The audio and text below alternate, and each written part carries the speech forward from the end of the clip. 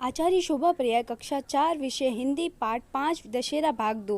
आदर्श विद्या मंदिर प्राथमिक विद्यालय राजेंद्र गुरुनगर महेशपुरा रोड जालोर। जय श्री कृष्ण बच्चों, कल हमने कक्षा 4 का पाठ 5 दशहरा पढ़ा प्रथम भाग। आज हम इसका सेकंड भाग पढ़ेंगे और ध्यान से सुनना इस पाठ को।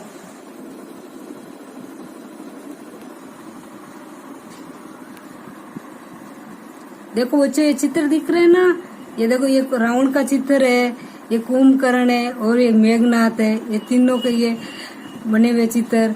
देखो राम जी यहाँ तीर लगा रहे हैं, ये राम जी की सेना है। दिख रहे हैं ना बच्चों। अब हम पढ़ेंगे पाठ।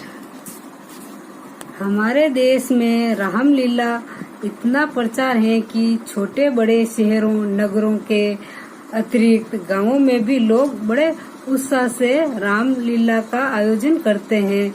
हमारे देश भारत देश में इतना बड़ा प्रचार है रामलीला की, छोटे बड़े शहरों से महानगरों तक और गांवों में भी लोग बड़े खुशी से रामलीला का कार्यक्रम देखते हैं।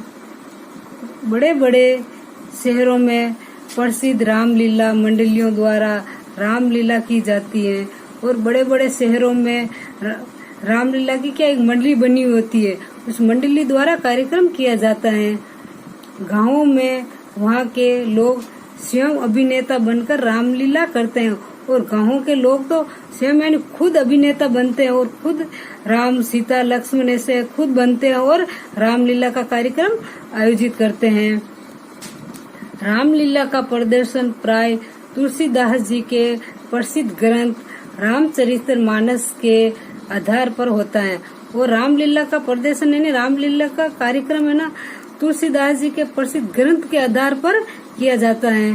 राम जन्म, सीता स्वयंवर, लक्ष्मण परशुराम संवाद, सीता हरण, हनुमान द्वारा लंका का दहन, लक्ष्मण मेघनाथ युद्ध, रामलीला के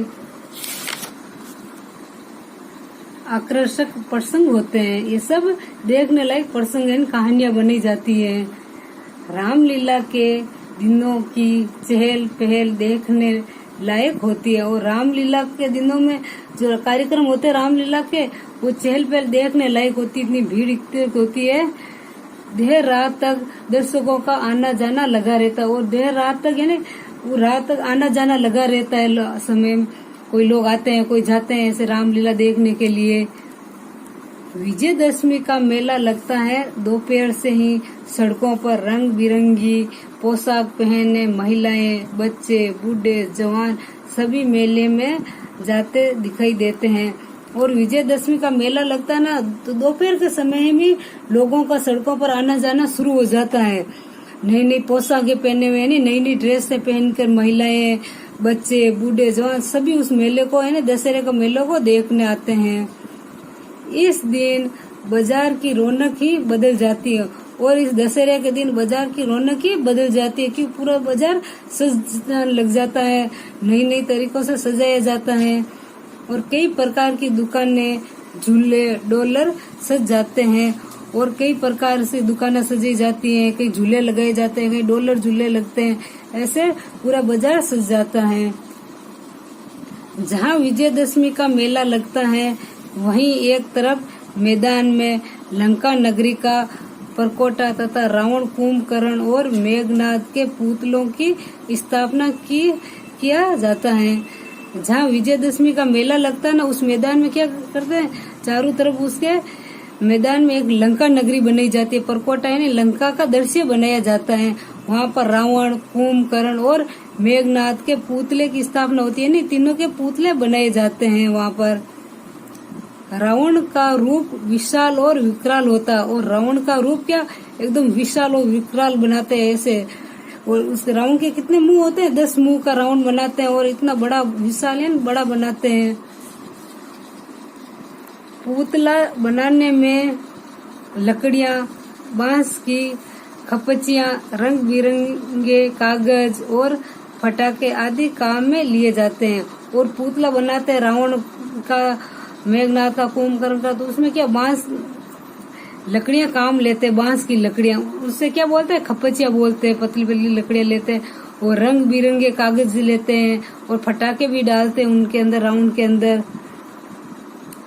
इस दिन कई जगह गांव में जुलूस भी निकाला जाता है और कई जगह गांव में इनका जुलूस भी निकाला जाता है, रैली निकाली जाती है।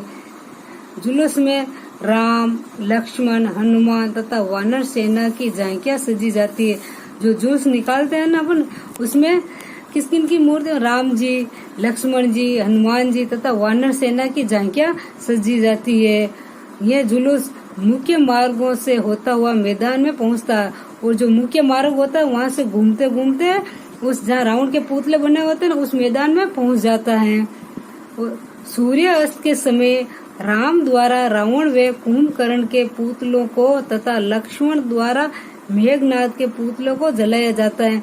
जो सूर्य अस्त होता है शाम के समय, तब उस समय क्या करते हैं, राम जी ने तो रावण और कुंभकर्ण के पुतले को जलाया था और लक्ष्मण ने मेघनाद के पुतले को जलाता है। ये पुतले धू धू करके जलने लगते हैं और ये पुतले फिर कैसे धू धू करके जलने लगते हैं।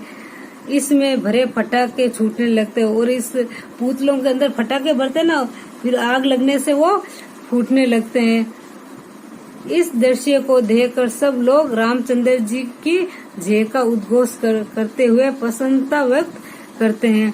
और जब पटाखे छूटते हैं, रावण और कुंभकर्ण के इनके पुतले जलते हैं, तो इस दृश्य को देखकर सब लोग रामचंद्र जी का जयकार का उद्घोष करते हैं, नहीं सब रामचंद्र जी की जय बोलते हैं और सब प्रसन्न होते हैं, खुशी होते हैं। इस प्रकार यह त्योहार अन्याय पर न्याय की, असत्य पर सत्य की और धर्म पर धर्म की विजय के प्रतीक रूप में मनाया जाता है। इस प्रकार ये विजयदशमी अन्याय से न्याय की मुक्ति मिलती है, असत्य से सत्य की जीत होती है, धर्म से धर्म की हमेशा विजय होती है। इसी रूप में ये त्योहार मनाया जाता है। अत्याचारी रावण को प्रतिवर्ष जलते हुए देखकर हमारे मन में यह बात दृढ़ हो जाती है कि अत्याचारी का न केवल अंत ही बुरा होता है, वरन आने वाली पीढ़ियां भी उनके कुकर्तव्यों को कभी समान नहीं करती। यानी अत्याचारी रावण का प्रतिवर्ष हम उनको जलाते देखकर हमारे मन में क्या भावना होती है कि हमेशा अत्याचारी का हमेशा अंत ही होता है, बुरे लोगों का हमेशा क्या अंत बुरा ही होता है। जो अच्छे कर्म करते हैं उसके हमेशा अच्छा ही होता है, जो बुरा कर्म करते हैं उसकी हमेशा बुरा ही, उसका अंत बुरा ही होता है, जैसे रावण का हो रहा है। तो आने वाली पीढ़ियां जो ऐसे कुकर्म करने वाली होती है उसको कभी समान नहीं करती है। और विजयदशमी मानव जाति का विजय पर्व है और ये विजयदशमी ये मानव जाति का विजय पर्व है। मानव जाति को यह संदेश देती है हमेशा में सत्य की ही जीत होती है, हमेशा में सत्य का साथ देना चाहिए।